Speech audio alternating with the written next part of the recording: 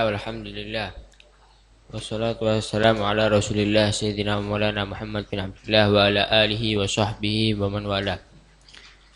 Fal awal an Abi Hurairah radhiyallahu anhu qala Rasulullah sallallahu alaihi wasallam inna Allah ta'ala qala man 'ada li waliyan faqad adantuhu bil harb wa ma takarraba ilayya 'abdi bi syai'in ahabba ilayya mimma aftaradtu alaihi فما يزال عبدي يتقرب إلي بالنوافل حتى أحبه فإذا أحببته كنت سمعه الذي يسمع به وبصره الذي يبصر به ويده الذي يبطش بها ورجله التي يمشي بها ولئن سألني لأؤتينه ولئن استعاذني لأؤيذنه رواه البخاري أعلنته بأني محارب له استعاذني روي بالنون وبالباء إلى آخر ما قال رضي الله عنه وأرضاه.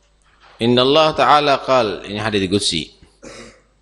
Hadits itu ada yang disebut nabawi, ada yang disebut qudsi. Kalau nabawi menerangkan golnya Nabi atau fi'lun Nabi.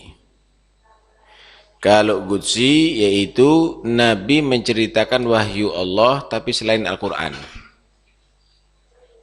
Nah, jadi gaulullah yang dinisbatkan oleh Nabi, golun Nabi menisbatkan gol tadi itu kepada Allah, menisbatkan itu gol kepada Allah.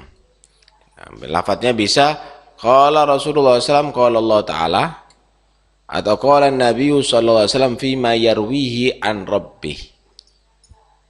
Di situ ada beberapa perbedaan antara hadis qudsi dan hadis nabawi. Hadis qudsi dan Al-Quranul Karim. Al-Quranul Karim wajib dibaca di sholat atau juga sunnah. Kalau wajib seperti surat Al-Fatihah. Kalau sunnah seperti surat setelah surat Al-Fatihah. Tapi kalau hadis qudsi dibaca di sholat batal. Kemudian kedua, hadis Al-Quran tadi itu makna dan lafadznya dari Allah. Kalau hadits qudsi makna dari Allah, lafadz dari Nabi. Nabi menerjemahkan firman Allah gitu. Hadits qudsi ada Al-Quranul Karim itu ada surat, ada ayat. Kalau qudsi enggak ada surat, ada ayat. Al-Quranul Karim setiap huruf ada pahalanya, kalau hadits qudsi enggak ada. Al-Quranul Karim bagi orang junub, orang haid, nifas, haram dibaca, tapi hadits qudsi enggak ada masalah. Al-Quranul Karim dipegang oleh dan dibawa oleh muhdits, orang berhadas, tidak boleh, hadits qudsi enggak ada masalah. Paham ya? Ada beberapa perbedaan. Qala Allah Ta'ala, inna Allah Ta'ala qala, sesungguhnya Allah SWT berfirman, man adali, siapa orang yang memusuhi waliku, kata Allah, siapa orang yang memusuhi waliku, siapa wali Allah? Mereka orang beriman dan bertakwa kepada Allah. Faqad adantuhu, maka benar-benar aku telah nyatakan kepada dia, a'lamtuhu bil harb, dengan perang. Jadi Allah musuh kepada dia. Memusuhi wali Allah berarti Allah memusuhi dia. Na'udzubillah min dzalik. Hati-hati. Siapa yang jadi musuh Allah enggak akan bahagia dunia sampai akhirat. Siapa orang memusuhi waliku, maka aku akan nyatakan perang sama dia, kata Allah. Karena itu sekalipun walinya itu memaafkan, Allah tidak memaafkan. Allah sudah menyatakan perang kepada dia. Kualati pasti.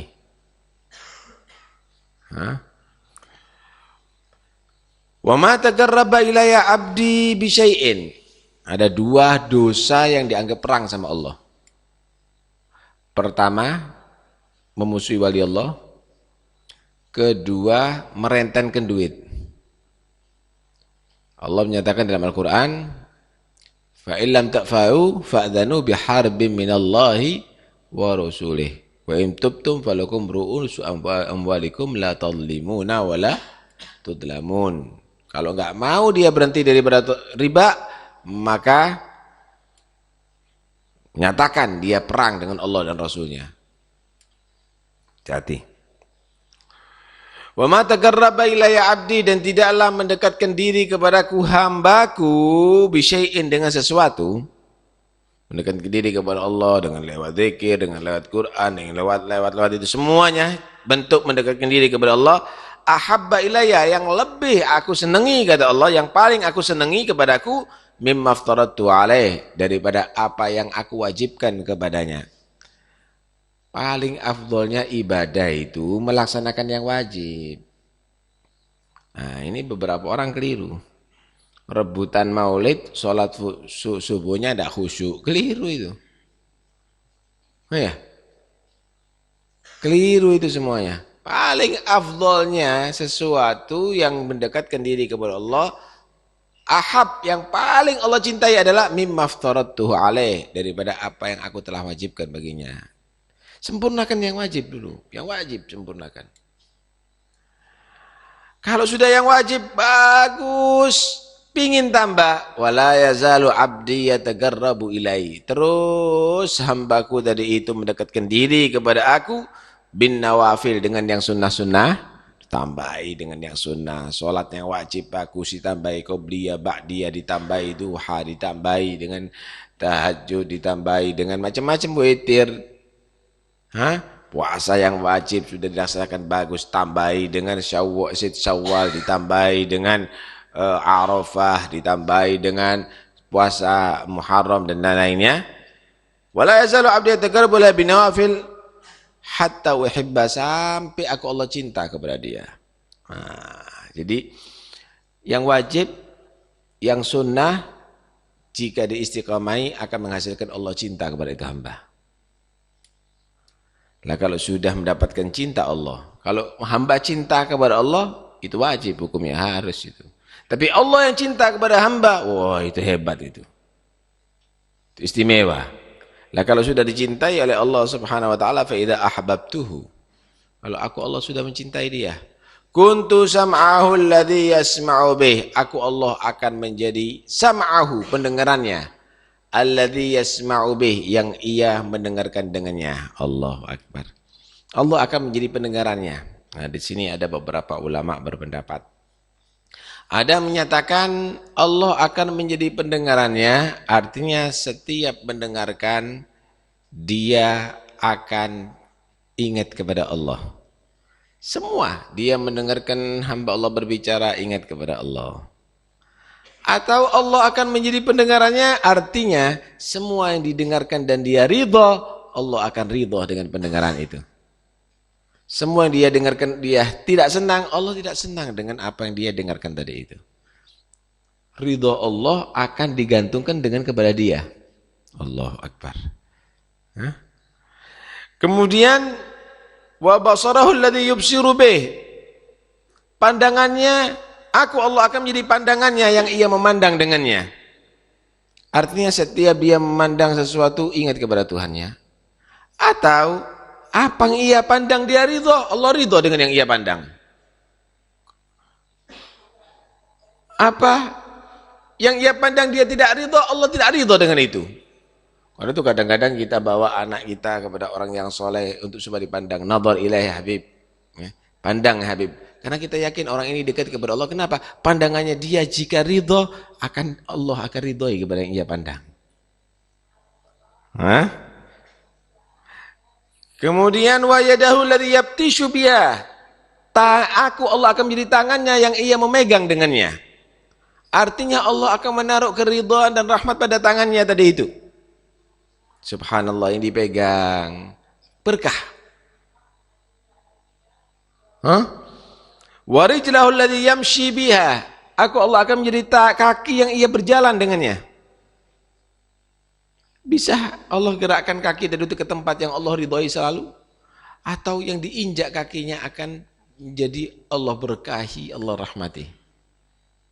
Karena itu tempat-tempat orang soleh itu kita datangi karena apa? Karena Allah ridho dengan apa yang ia injak. Masjidil Aqsa sekitarnya diberkahi oleh Allah. Kenapa? Karena banyak para anbiya yang hidup ada di sana. Madinah jadi mulia karena apa? Karena Nabi dan para sahabat kakinya menginjak ada di sana. Subhanallah. Hah? Wa in la in sa'alani la'utiyannah. Kalau hambaku tadi itu yang aku cintai, mohon kepada aku, benar-benar aku Allah akan berikan permohonannya. Wala in ista'adani, ada riwayat wala in ista'adha bi. Kalau hambaku tadi itu yang aku cintai berlindung denganku, lau'idanna, aku benar-benar lindungi dia. Allah. Udah dicintai oleh Allah. Hah? Karena itu raih itu semuanya. Semua bisa melakukan. Kita bisa melakukan asal kita melaksanakan resep yang datang dari Rasulullah sallallahu alaihi wasallam. Wallahu alam. Ada boleh dibahas semua.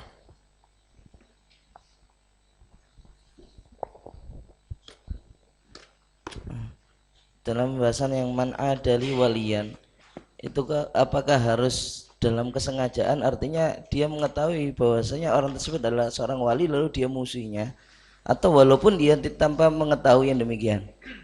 Kan padahal seperti ketahui bahwasanya Abdullah bin Musa al-Atas menyatakan bahwasanya tidak ada yang bisa mengetahui hakikat kewalian seseorang kecuali Allah ini. Hakikat kewalian tidak ada yang kecuali Allah. Tapi tanda-tanda kewalian itu Allah akan tampakkan. Paham? Jadi seberapa kewalian tadi itu nggak ada yang tahu. Dari mana itu tahu? Kalau permata bisa diketahui, kalau kerat bisa diketahui, kalau gram bisa diketahui, bisa ditimbang. Hakikatul wilayah tidak ada yang tahu kecuali Allah. Kan begitu.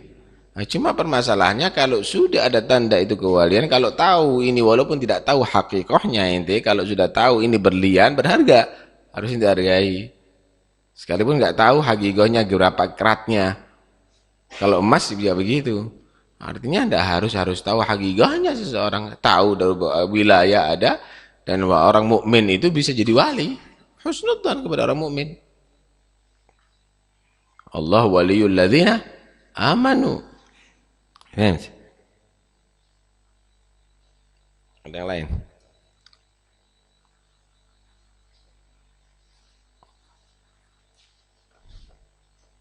Belakang.